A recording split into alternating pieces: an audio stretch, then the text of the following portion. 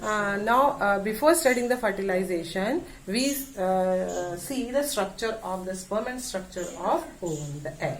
Okay, so let us see first of all the structure of sperm. Structure of sperm. Sperm is a haploid cell. Both the sperm as well as ovum, they are the haploid cell. Okay, see what is the structure. That sperm, it's a microscopic small cell, elongated, and it has 4 parts. It has 4 parts: head, neck, and tail part. Okay, it has, this is the head part, then a constricted neck part. On the neck part we shall see the centriole, and the certain axial filaments, they arise from the centriole part. Okay. Then this is the neck part, constricted, then again a bit swollen part, which is the middle piece, and then the tail part. This is the tail part. So in this way the sperm has 4 parts. First part, this part is the head part. This is head part. Just below the head part we can see a kind of the constriction, थोड़ा सा दबा हुआ part है. This part is known as neck part. This is the neck part. Just below the neck part, this is swollen part. This is known as the middle piece. This part is known as middle piece. Then this is the, this one up till here we call it the end piece, and this portion is known as the tail portion, right? So these are the 4 parts of the sperm: head, neck, middle piece, and tail. Okay, tail ends in the end piece. The head part is having a big nucleus. Head part consists of a big nucleus, ये पूरा nucleus का वाला part है, and the anterior part of the head is covered by the acrosome, a cap-like structure. जो सबसे anterior part है head का, वो ऐसे cap-like structure से covered है, and this cap-like structure, covered structure, is known as the acrosome. This is acrosome. Okay, very important structure. You will see what is its function. Actually it helps the sperm to penetrate in the ovum. हमने egg या ovum में देखा था कि उसके चारों zona pellucida है और corona radiata है. उन सबको penetrate करके, उन सबको cross करके, and the sperm has to reach up till the egg. तो ये acrosome इसमें help करेगा. Okay, so what is the position of the acrosome? In the head part of the sperm, anterior part, a cap-like structure. Right? उसके बाद ये है nucleus, a big haploid nucleus. ये N है, we are knowing it's a gamete. It is formed by the meiosis cell division. तो इसके अंदर haploid है. मतलब chromosome only 23, not in the pair. Since we are studying the human reproduction, तो उसके अंदर ये गैमेट है, इसके अंदर क्रोमोसोम कितने होंगे? सिर्फ 23, but they are not in pair, क्योंकि 23 स्पर्म से आएंगे, 23 ओवम से आएंगे, फिर मिल जाएंगे जाइगोट में, 23 पेयर बना लेंगे, एंड इस तरह से उसमें 46 क्रोमोसोम फिर हो जाएंगे. Okay, so that is why we are calling it's a haploid cell. Then this is the centriole. Centriole, actually the sperm has 2 centriole. एक हमें यहाँ पर दिख रहा है just at the place of the constriction. एक और centriole present होगा, वो होगा just near the nucleus. जो न्यूक्लियस के पास है वो होगा proximal centriole, और जो neck के constriction के place पे है that is known as the distal centriole. Okay, centriole से these are the axial filament. These are axial filament. Okay, then the middle piece, in the middle piece we can see the mitochondria, spirally arranged mitochondria. Okay, so many mitochondria predominantly mitochondria present हो, यहाँ पर बहुत सारे mitochondria present है और वो spirally ऐसे जैसे स्प्रिंग के फॉर्म में, एक स्पाइरल फॉर्म में वो अरेंज है. तो दीज आर माइटोकॉन्ड्रिया. ओके इस तरह से माइटोकॉन्ड्रिया अरेंज है. क्योंकि क्यों माइटोकॉन्ड्रिया ज्यादा है? क्योंकि we are knowing that mitochondria means the power house. It produces means they produce the ATP. And ATP is required, energy is required because the sperm all the way they have to go through the, पहले उसको पूरा अपना duct system cross करना है male reproductive system का.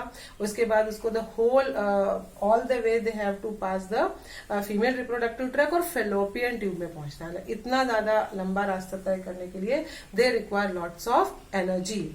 And this energy is given by the ATP. So that is the reason in middle piece lots of mitochondria present. Okay, last part is the tail part. उसके lashing movement starting में, बाद में whipping movement, दोनों काम आती है उसको travel करने के लिए, sperms को travel करने के लिए. And after when they reach to the fallopian tube, तो उसको egg के अंदर penetrate करने के लिए भी उसकी movement useful होती है. Okay, so that is the end piece. Right? So this is the structure of the human sperm. Let us see now the structure of egg or an ovum. Structure of an egg. Okay, it's a rounded structure. It is also a cell. जैसे cell होती है वैसे ये भी cell है. Okay, और the outer, this is the plasma membrane. This is also microscopic structure, very small, and this is the outer membrane. जैसे हर cell में होती है वैसी तरह ये सेल मेम्ब्रेन प्लाज्मा मेम्ब्रेन है.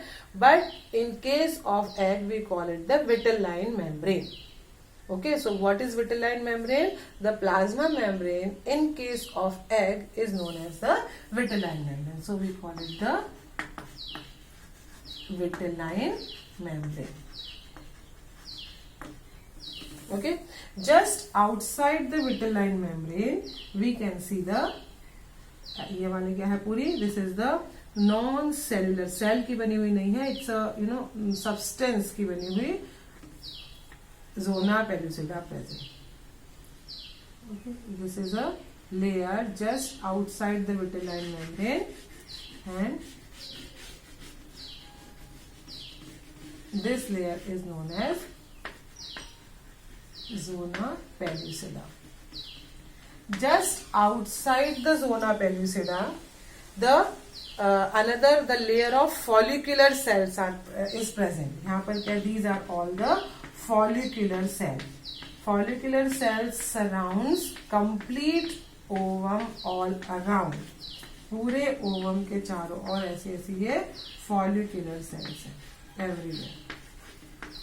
Okay, these are the follicular cells and this layer is known as the corona radiata. ये सब यहाँ से radiate हो रही है cells. Everywhere you have to draw in this way.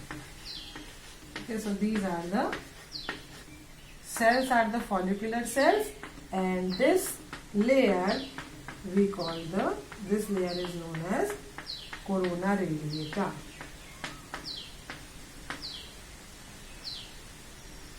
Corona radiata.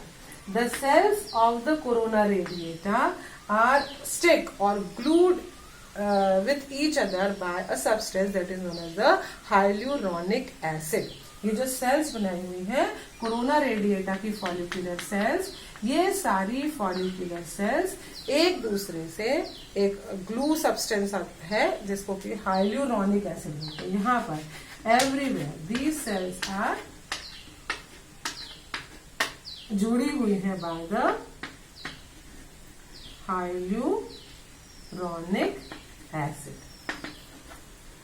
Okay, by the hyaluronic acid they are glued with each other. Okay, then internal part of the egg is cytoplasm. As usual it is a cell, so this part is completely filled with cytoplasm. Okay, which is known as the vitellus. जैसे vitelline membrane होती है तो egg के cytoplasm को बोलेंगे विटलस. और human का जो एग है वो होता है एलेसीथल टाइप का. The human egg is alecythal. Actually, the amount of the yolk and the position of the yolk, there are different kind of the eggs. Okay, which we will see afterward in the revision classes. If we will get the time, we will discuss about that. But यहाँ पर हम since we are studying the human egg, तो हम सिर्फ ये जान लेते हैं कि human egg किस टाइप का होता है, right? So human egg is alecythal. alecythal type का है human egg.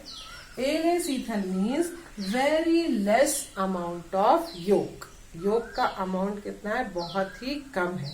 It has very less amount of योग एंड दैट योग is also evenly distributed all through the cytoplasm. Okay, बहुत ही निग्लिजिबल थोड़ा सा योग है और वो योग भी पूरे साइटोप्लाज्म में इवनली डिस्ट्रीब्यूटेड है. तो इस तरह के एग को बोलते हैं alecithal egg and human egg is of that kind. Okay, अब यहाँ पर बाकी सारे सेल ऑर्गेनल के साथ यहाँ पे न्यूक्लियस होगा. ओके, तो this is also the nucleus of the cell, so we call it the nucleus. This is the nucleus and this space, ये जो दोनों के बीच का, this is the vitelline membrane, this is the vitelline membrane और zona pellucida के बीच में भी we are seeing this place. ये पूरा प्लेस है. This is known as the perivitelline space. This space is known as पेरीविटेलाइन space. जो green colour, the space between the zona pellucida and the vitelline membrane. Okay, vitelline membrane मतलब plasma membrane है cell की, और जो जोना pellucida है, इन दोनों के बीच के प्लेस को बोलते हैं perivitelline space. Okay, in this perivitelline space only we can see, जो यहाँ पे एक स्पॉट की तरह का स्ट्रक्चर दिख रहा है, that is actually the polar body. ये क्या है? दिस वन, यहाँ पे जो ये स्पॉट है यहाँ पर दिख रहा है, that is the polar body. Polar body, if you remember when we studied the oogenesis, right?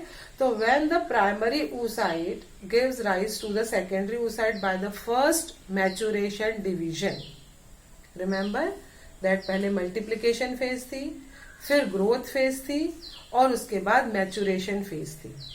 Okay, growth phase के बाद primary oocyte undergoes the meiosis or the reduction division and forms the secondary oocyte. तब हमने oogenesis में देखा था कि एक secondary oocyte forms and one polar body forms. Okay, so that polar body we can see here at the perivitelline space. यहाँ पर हमें perivitelline space में वो polar body दिखाई देती है. Okay, then we are seeing that nucleus is not in the center. In the human egg जो nucleus है वो बिल्कुल center में present नहीं है. Rather nucleus is present towards a bit side, ऐसे periphery की तरफ present है. तो the pole or the side of the egg where the nucleus present, that side is known as the animal pole. ये वाला होगा animal pole. Okay, so what is animal pole? वो side, the side of the ovum where the nucleus present, towards which pole the nucleus present, जिस pole की तरफ nucleus है उसको हम बोल रहे हैं animal pole. And the opposite side, जो opposite वाला side है, that is known as the vegetal pole. This is known as the vegetal pole. Okay, तो direction है यहाँ पर egg में, एक है एनिमल पोल जहां से न्यूक्लियस पास है और दूसरा है vegetal pole. Because when during the fertilisation we would study when the sperm comes, okay, it would come through the animal pole. वो एनिमल पोल की तरफ से आएगा. Okay, and it has to cross all the corona radiata और zona pellucida सबको cross करते हुए it has to reach the nucleus. Okay, when we have studied the sperm, okay, so sperm में we would see that two kind of the sperm forms. Okay, एक दो kind के कैसे? Because we are knowing that the in human there are 22 plus XY. This is the karyotype of male. Okay, where 22 autosomes and XY is allosome or the sex chromosomes. So this is the karyotype of male, and 22 plus XX. These are, of course, these are the pairs.